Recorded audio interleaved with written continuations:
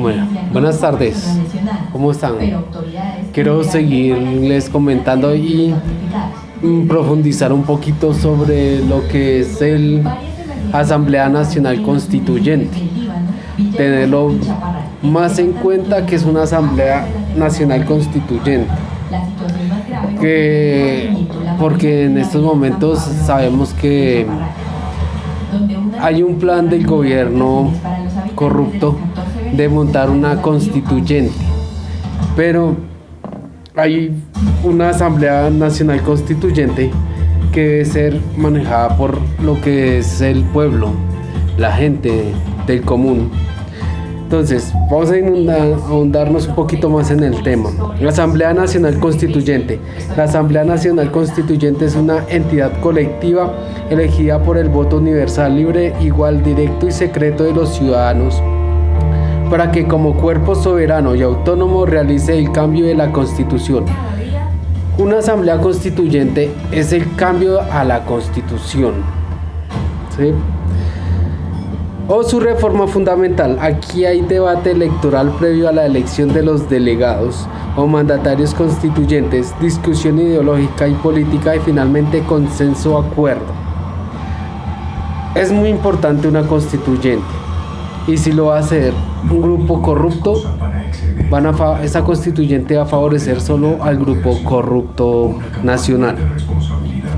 La nueva constitución o la reforma fundamental recoge en su letra y en su espíritu la solución de todos los conflictos, incluida la fusión o disolución de los ejércitos en pugna cuando ellos existen. La función de la Asamblea se agota con su objetivo y al desenvolverse entran a funcionar los organismos que la nueva Constitución establece. O sea, inmediatamente entraría a regir esa constituyente.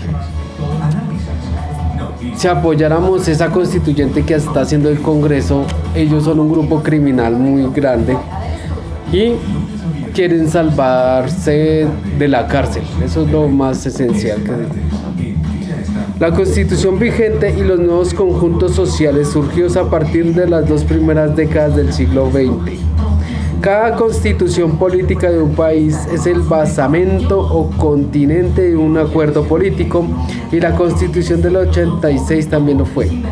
Allí confluyeron, bajo la fórmula de centralización política y descentralización administrativa, los intereses de los terratenientes y de la burguesía comercial, ambos sectores representados por los partidos tradicionales, excepción hecha de un sector de los radicales. No obstante, el correr del tiempo fueron ajustando su conducta a las nuevas instituciones al conquistar algunas reformas de poco calado a la Carta de 1886. El propio promotor del Estatuto Despótico de 1886 llegó a identificar a liberales y conservadores como portadores de unos mismos intereses económicos y políticos. O sea, desde 1886 vienen manejando el poder político conservadores y liberales hasta hoy en día. Las disputas de los tradicionales contrincantes se fueron amainando lentamente. Los adálides de los liberales individuales de la Constitución de Río Negro reclinaron sus reclamaciones hasta exigirse los ardores iniciales para dar paso al reclamo de la justicia social, derecho al empleo, seguridad en el trabajo y seguridad social. Las libertades formales se dieron ante el reclamo popular de justicia social, que ya es una exigencia real de justicia. Una nueva clase había surgido en Colombia con arrestos de autonomía política y pretensiones de orientar un nuevo proceso político. Era la infancia de la clase obrera colombiana, débil como todo impúber, pero en proceso de desarrollo. Por eso es por lo que en las instituciones de 1886 no había puesto para ella. Y esta nueva realidad social no cabe en aquella camisa de fuerza. Surge una nueva tradición principal. quedó atrás todo pleito que oponía el federalismo al centralismo, el clericalismo al anticlericalismo, el laissez-faire al laissez-faire, al intervencionismo a la libertad de conciencia, al convencionalismo, la libertad individual, al despotismo. Ahora uno de los polos de la contradicción ha empezado a ser ocupado lenta y penosamente, pero en forma real y efectiva, por las clases trabajadoras creadoras de la riqueza y valor. Por las clases trabajadoras creadoras de riqueza y valor. Y los antiguos contrincantes políticos y económicos ocupan el polo opuesto.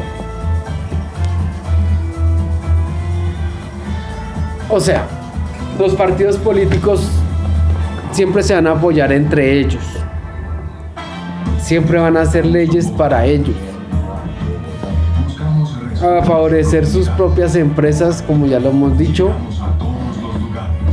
dejando por fuera al verdadero rey de la nación, que es el ciudadano, al popular.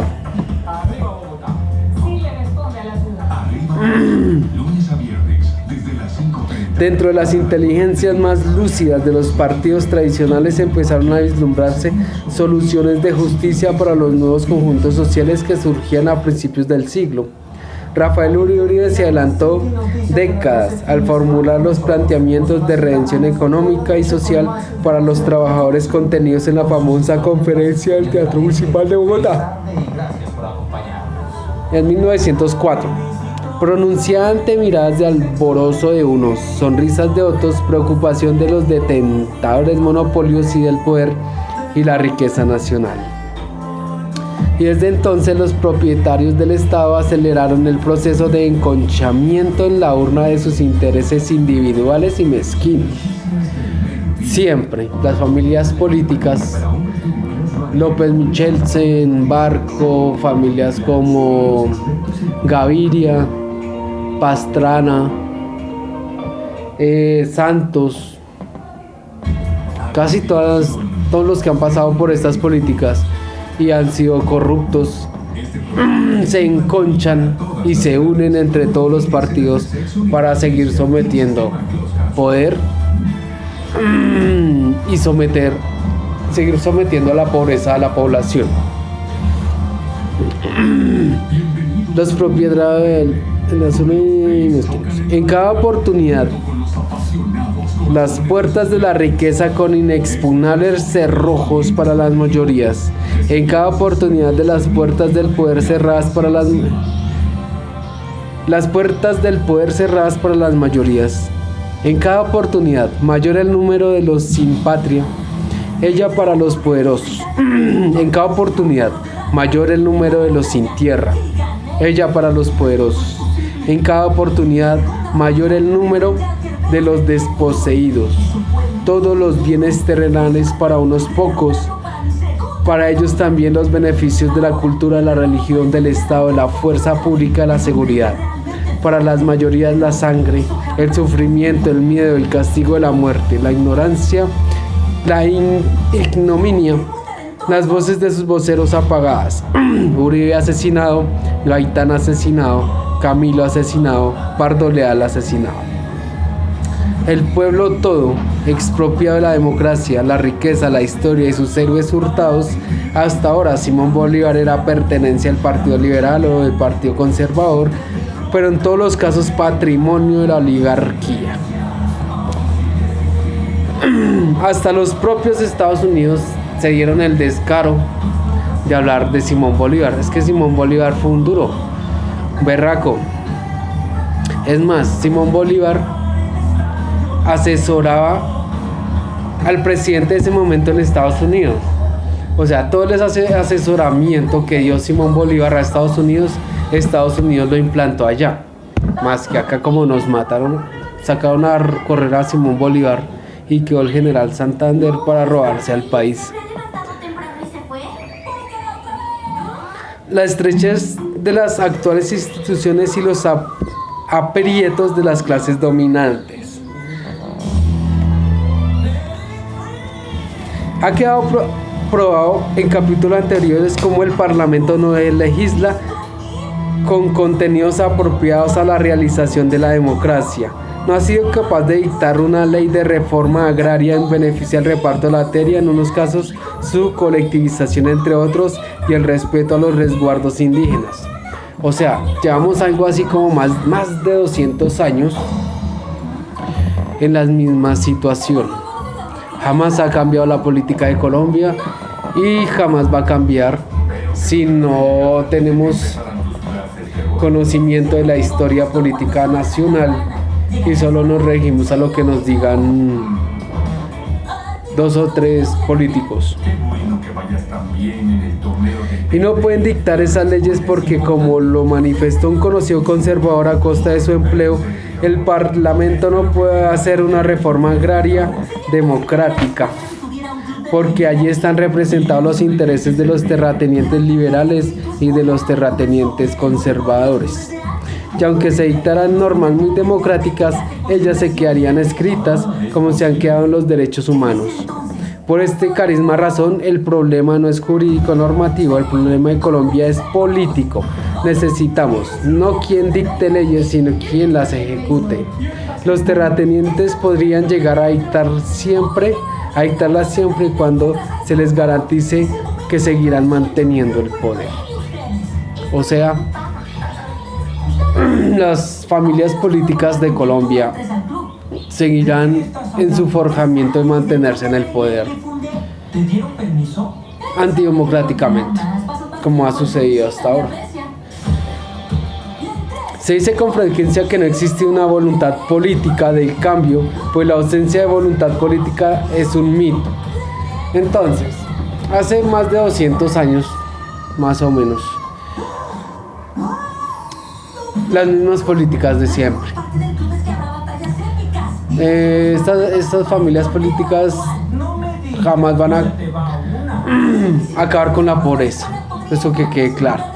Entonces, toca empezar a investigar más, a saber más, para aprender a votar. No votar por votar. Y si les regalan tamales y si les regalan plata, igualmente recíbanlo, que eso es plata de ustedes mismos. Ese dinero es igual de ustedes, esa comida es de ustedes, porque todo ese dinero es robado de los impuestos. O sea, esa plata es suya. Nadie les está regalando nada. Ellos quieren y desean la reforma agraria. Ellos quieren y desean la reforma urbana. Ellas sí quieren y desean la verdadera democracia. Son voluntades políticas contrarias, pero mientras la voluntad política dominante es clara y definida, la voluntad política del pueblo apenas está en proceso de clarificación. A medida que se produce la unidad y se adquiere independencia y autonomía ideológica y política, la clase obrera y el movimiento campesino tienen voluntad democrática. La burguesía, íntimamente ligada al imperialismo norteamericano y específicamente la burguesía financiera, tiene una voluntad política antidemocrática. El pueblo, pues, no cabe en las actuales instituciones porque ellas son del vestido de la burguesía. El pueblo tiene como mínimo que hacerse partícipe del poder, si no, el conflicto social permanecerá vigente. Hacen falta nuevas instituciones, un nuevo consenso entre interlocutores válidos y eficaces, ya que en los momentos actuales hay posibilidad de que el uno elimine al otro. Entonces, ¿cuál es el poder en este momento? Podemos tener el poder de votar, pero tener ese poder es un segundo dentro de la democracia actual y hace 200 años atrás. Es el segundo mientras usted está marcando el tarjetón, y cuando ya acaba de manchar el tarjetón, ahí acaba todo el poder del ciudadano. Entonces, esos segundos de marcar el tarjetón deberíamos usarlo mejor. Las instituciones actuales funcionan a la medida de las clases dominantes, pero no de acuerdo con las necesidades de las clases dominadas, que ya empiezan a exigir sus derechos. Ese es el conflicto. Mientras el pueblo permaneció apacible y resignado, todo andaba bien. Pero a partir del momento en que las rodillas se dieron el puesto a la planta de los pies, a la conciencia y a veces a la rabia, a partir de allí perdió la calma la burguesía en todas sus fracciones, y levantado el telón de la inconsistencia se hicieron evidentes la incapacidad política del Parlamento, el desbordamiento subversivo del Poder Ejecutivo y el desplazamiento de la justicia institucional al Ministerio de Defensa y a la justicia privada. Frente a esta crisis institucional ha empezado a cobrar fuerza la propuesta de recurrir al constituyente primario mediante el empleo de algunos métodos de su convocatoria, como la Asamblea Nacional Constituyente, el plebiscito del referéndum, pero se busca en realidad el bloque de clases dominantes. ¿Qué busca en realidad el bloque de clases dominantes? Los dueños de los partidos tradicionales, el liberal y el conservador, temen al constituyente primario. El constituyente primario, como ya hemos hablado, somos nosotros, que empieza a abrirse paso con mayor fuerza la idea de la constituyente.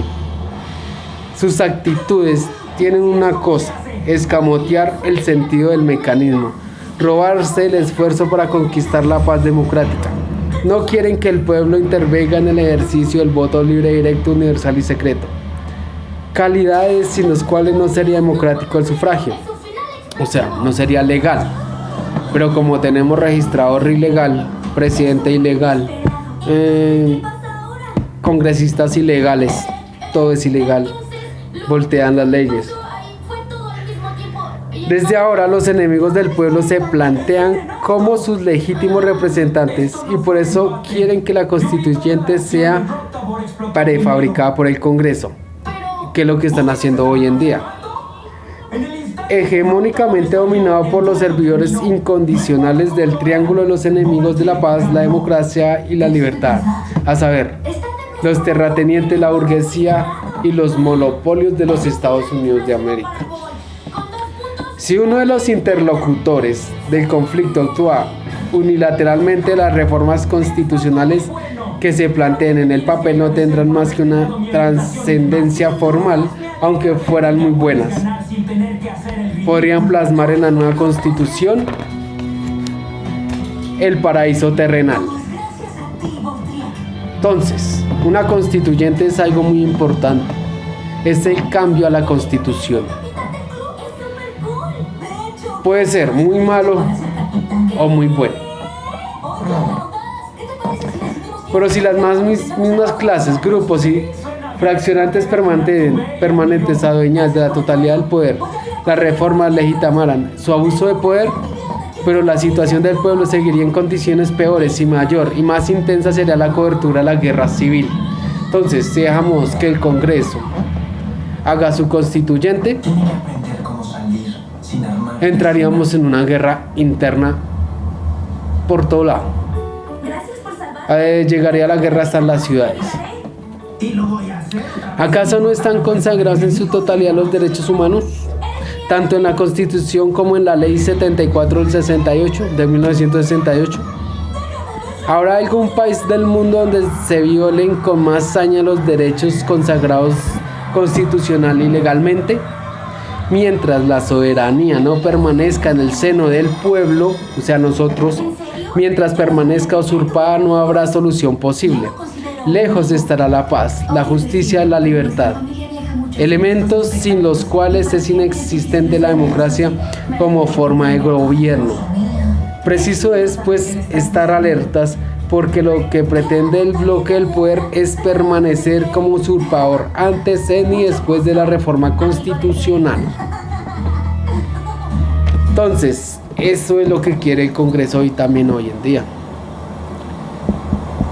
Si hablamos del conflicto, tenemos que identificar las partes implicadas en él y su naturaleza. Y si hablamos de convocar al constituyente primario, estamos aceptando la necesidad de un nuevo consenso político. Naturaleza del conflicto. Quería hablarles otra vez de la constituyente, ya que el Congreso está proponiendo su constituyente y que los colombianos no deben de votar esa constituyente. Va en contra de todos los colombianos, va en contra de la democracia. El constituyente primario y el nuevo consenso. El recurso del constituyente primario es variado, como lo hemos visto: plebiscito, asamblea constituyente y referéndum. El plebiscito insiste básicamente en confiar en una persona o grupo de personas la reforma de la Constitución o la elaboración de una nueva previo acuerdo con precisas pautas. El referéndum, por el contrario, es una consulta que se hace desde el gobierno al pueblo o a una parte del pueblo sobre la forma o formas posibles de resolver un problema o satisfacer una necesidad, o sobre el grado de aceptación que pueda tener entre la población la actuación del gobernante. La Asamblea Constituyente es un cuerpo que reúne en un momento dado la totalidad del poder para expedir una nueva constitución o reforma actual, de todo modo fundamental. Dicho cuerpo, para que sea democrático, debe ser elegido por el pueblo.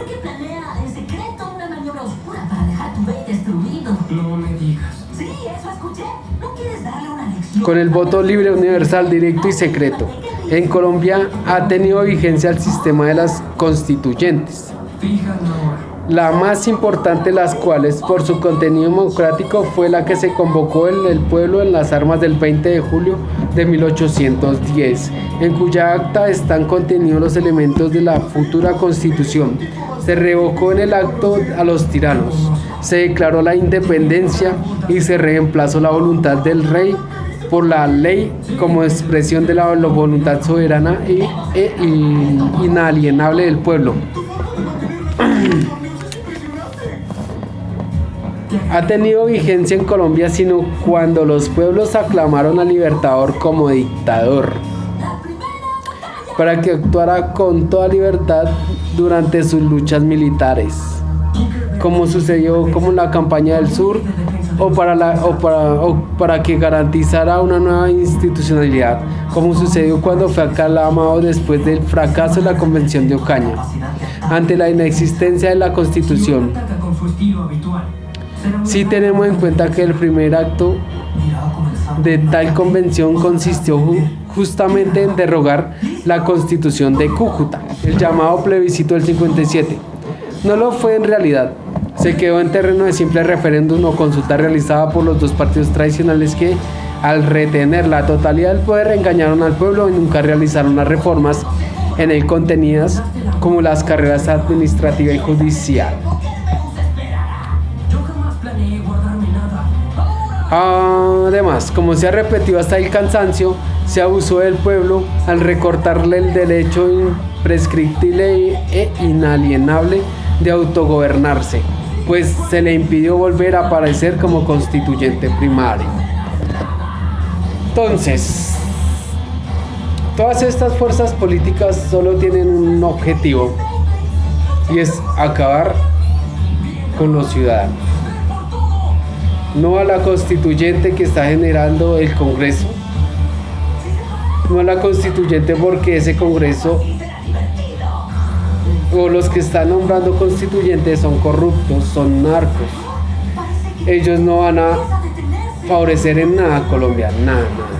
Lo que se puede decir, ceros para Colombia, solo para ellos.